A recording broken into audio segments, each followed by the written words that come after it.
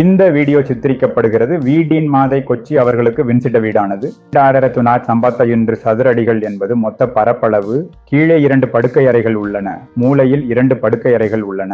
வீட்டின் மொத்த அகலம் உள்ளது என்று படி நறுமித்திரம் ஆகும்.